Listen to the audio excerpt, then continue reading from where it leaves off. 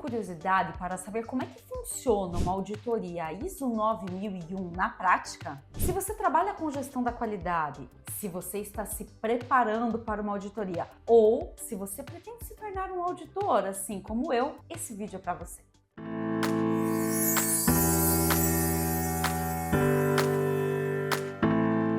Olá, eu sou a Marilis Kuligoski, auditora líder e especialista em sistemas de gestão da qualidade. Esse é um canal que foi feito sob medida para você que também deseja crescer nessa área. Para quem já me acompanha aqui no canal, já comentei várias vezes, mas nunca é demais relembrar. A ISO 9001 é uma norma que traz requisitos para a implantação de um sistema de gestão da qualidade. E a auditoria, nesse caso, é crucial, tem papel fundamental para determinar se os requisitos dessa norma foram atendidos. Agora vem comigo que eu vou te explicar como é que tudo isso acontece na prática. Planejamento da auditoria. O primeiro passo que um auditor deve fazer é planejar a auditoria. Seguido desse planejamento, a equipe auditora é definida. O local e os endereços devem ser confirmados. Até para que não tenha nenhum equívoco do auditor ir para um endereço incorreto. E olha que isso pode acontecer, tá, pessoal? E os documentos pertinentes para aquela auditoria são revisados. E quando eu falo os documentos pertinentes, pessoal, é o mínimo necessário. Eu recomendo que seja o macrofluxo de processos. Até porque para a ISO 9001 o manual da qualidade não é obrigatório. E é dever do auditor realizar a auditoria no local em que a auditoria foi combinada. Nesse momento, nessa análise documental, é fundamental entender o escopo do sistema de gestão da qualidade, bem como quantos processos devem ser auditados, até para que o auditor possa fazer um dimensionamento correto do tempo da auditoria. Reunião de abertura. Em todas as auditorias, seja ela de primeira, segunda ou terceira parte, interna ou externa, como você queira chamar, nós iniciamos com a reunião de abertura, independente da caracterização da auditoria. Mas Marilis, isso é um protocolo? Sim, é um protocolo e está definido na ISO 19011 como uma das etapas principais. Mas para que serve essa reunião de abertura? É para confirmar o escopo da auditoria, se todos receberam a agenda e se todos estarão disponíveis nos horários pré-estabelecidos, para que, se for necessário, qualquer ajuste possa ser feito ali no decorrer da auditoria. Nesse momento, também é muito importante confirmar o critério da auditoria, que é a norma de referência. E claro, para auditores mais experientes, em especial os alunos do meu curso de formação de auditores internos da qualidade, eu tenho algumas dicas a mais, além daquelas estruturadas pela 19011. Eu, devido à minha experiência, coloco algumas questões. Eu vou dar um exemplo para vocês. Eu solicito que, se for necessário qualquer comunicação via celular, que se faça por áudio, para evitar qualquer constrangimento no momento da auditoria. E vocês sabem muito bem do que eu estou falando, né, pessoal? Aquele pessoal assim que o auditor está olhando uma coisa e tem outro na retaguarda ali no celular, já avisando o departamento seguinte que o auditor vai pedir. Ah, pessoal, isso é muito desagradável. Então, alguns recados que precisam ser colocados, eu sempre recomendo que seja feita na reunião de abertura, seguindo, claro, todas as diretrizes da 19011. Realização da auditoria, método. Depois que as apresentações já foram realizadas, de que os acordos já foram firmados, de que todas as confirmações ocorreram na reunião de abertura, nós vamos executar a auditoria propriamente dita.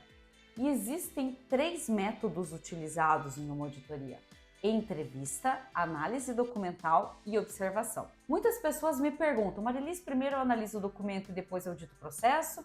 Ou eu audito o processo e depois os documentos? Ou eu consigo fazer tudo ao mesmo tempo? Independente, aqui não existe uma regra. Faça aquilo que lhe traz mais confiança no melhor resultado que você possa ofertar para o seu auditar. A única coisa que eu solicito, algumas dicas que eu gosto de dar, é que, dependendo da natureza da organização que você vai auditar, se prepare com requisitos regulamentares aplicáveis à natureza daquele negócio. Então, se eu for auditar uma empresa de alimentos, é natural que eu entenda um pouquinho das normativas, das legislações aplicáveis referente à Anvisa, e assim vice-versa. Por quê? Porque todo procedimento existe para mitigar algum risco e os critérios devem ser estabelecidos não de acordo com a cara do freguês, mas de acordo com critérios e normas técnicas existentes e aplicáveis.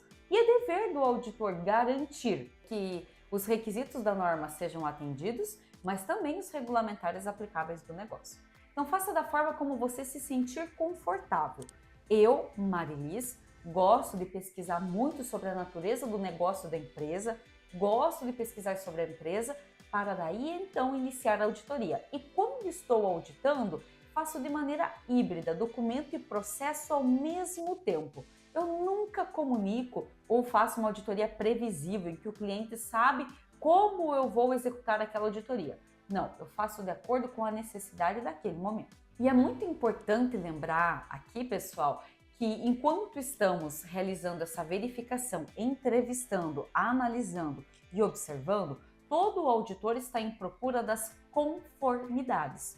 E é muito comum ele estar conversando com você e tomando notas, seja anotando num caderno, seja escrevendo ali no seu computador. Ele vai estar escrevendo o tempo todo. Por quê? Ele está registrando as conformidades. Agora, pessoal, uma dica muito importante. Nesta prática, pode acontecer de você verificar alguma não conformidade no sistema de gestão da qualidade. E aqui eu recomendo fortemente que os auditores, no momento que perceberem e tiverem certeza da não conformidade, eles não devem esconder e guardar isso para a reunião de encerramento. Eles precisam revelar essa não conformidade no ato para o auditado. E até em sinal de respeito para o mesmo, porque ele precisa se defender. Ele precisa entender aquela situação para que, se o auditor não tenha entendido algo, ele possa comprovar com outras evidências.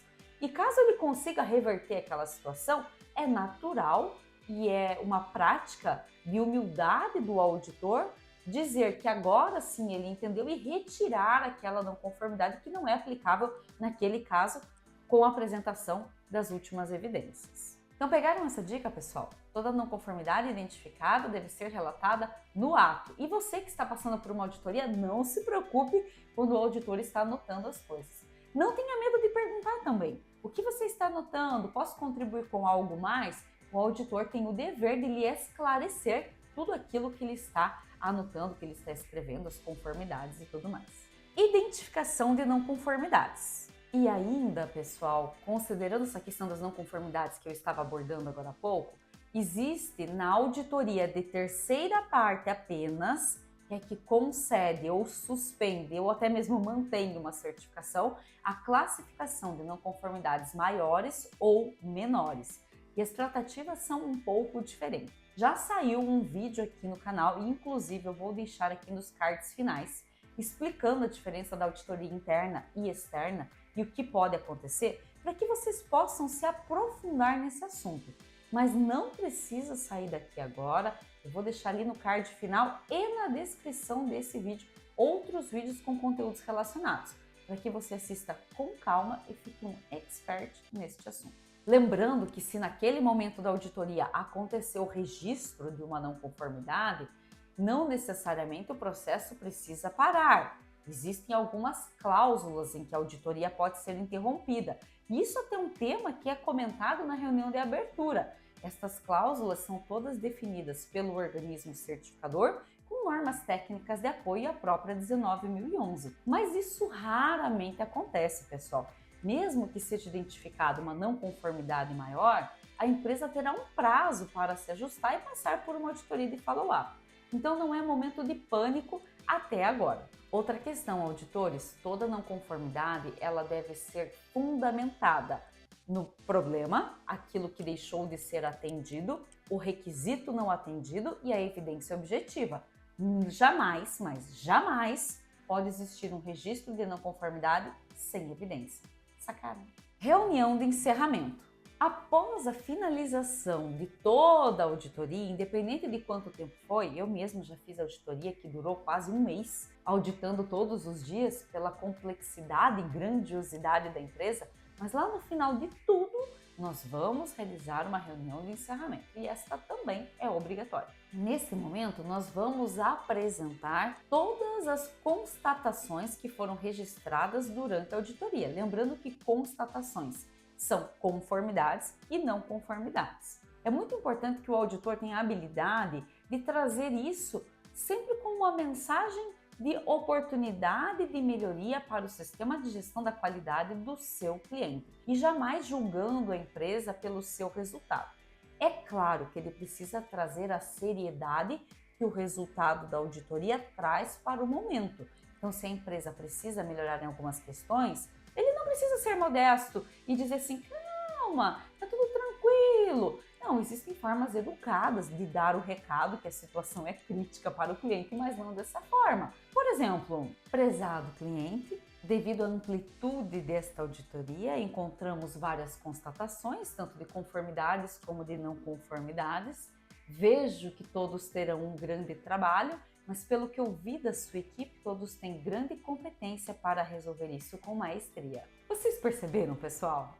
Eu falei de uma maneira elegante que a coisa está preta e que a galera vai ter que trabalhar muito, mas que eu acredito no potencial de cada um. E aproveitando, se você gosta dessa maneira de falar, e eu sempre digo que um profissional precisa saber falar a linguagem da sua profissão, aqui na descrição desse vídeo tem o link do meu e-book e do meu livro, Manual do Comportamento de Sucesso no Mundo Corporativo, onde eu trago dicas sensacionais para que você tenha um comportamento de sucesso e possa fazer com que a sua carreira tenha uma ascensão meteórica. Mas vamos voltar aqui para o vídeo que eu tenho bastante coisa para falar ainda. Tem algo que eu ainda não falei sobre o encerramento, é que os auditados nesta reunião também têm a oportunidade de dar o seu feedback em relação ao desempenho da auditoria.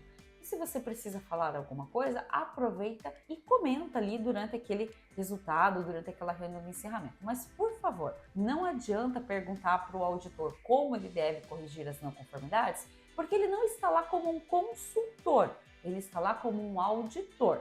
Em outro momento oportuno de consultoria, fale com o seu consultor e ele vai te ajudar. Relatório de auditoria.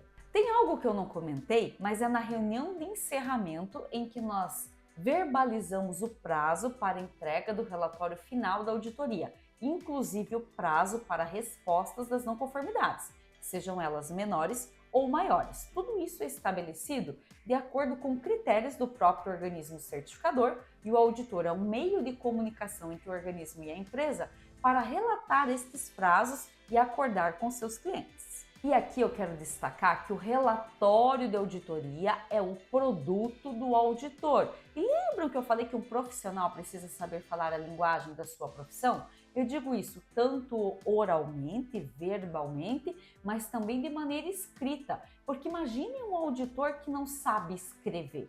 E eu vou falar para vocês, pessoal, eu tenho visto cada barbaridade no mercado. As pessoas cada vez mais escrevem menos. É até esquisito falar isso, mas elas estão perdendo a prática e o hábito de escrever. Pensando nisso, para todos aqueles que adquirem o meu curso de formação de auditores internos da qualidade, eu entrego um modelo de relatório de auditoria com modelos de constatações.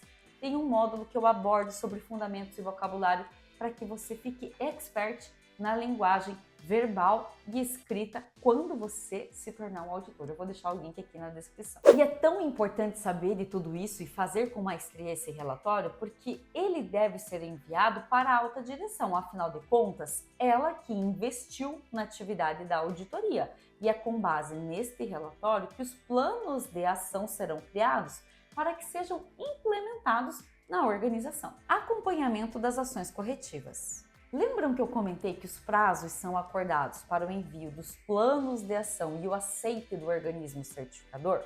Justamente, pessoal, nesse momento o cliente envia dentro do prazo os planos e cabe ao auditor que realizou a auditoria num segundo momento avaliar se as causas foram tratadas adequadamente com ações corretivas. E aqui eu gosto muito de utilizar aquela frase, só acaba quando termina. Para um auditor, a auditoria só acaba quando é realizada a análise dos planos de ação enviados pelo cliente. Mas aqui eu preciso colocar uma diferença, né, pessoal? As auditorias de terceira parte, ou seja, aquelas que os organismos certificadores realizam, o auditor externo tem a obrigação de fazer essa análise.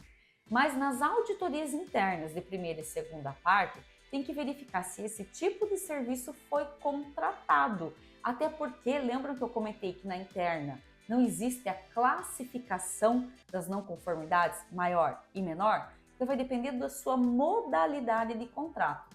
Quem pode fazer essa análise, no caso de uma auditoria de primeira ou segunda parte, é o próprio profissional do sistema de gestão da qualidade da sua empresa. Melhoria contínua. Como a ISO 9001 foi toda estruturada da forma como a ferramenta PDCA foi estabelecida, planejar, fazer, checar e agir, e a figura do PDCA é aquela bolinha que está sempre girando, e que quando eu executo todas essas etapas eu promovo a melhoria contínua, a própria norma foi estruturada de uma forma em que essas auditorias ocorram periodicamente, para garantir que esse sistema de gestão não adormeça e caia no esquecimento. Dessa forma, sempre que forem encontradas não conformidades, no entanto, com uma visão pessimista por quem recebe a auditoria, existe uma grande oportunidade de melhoria contínua.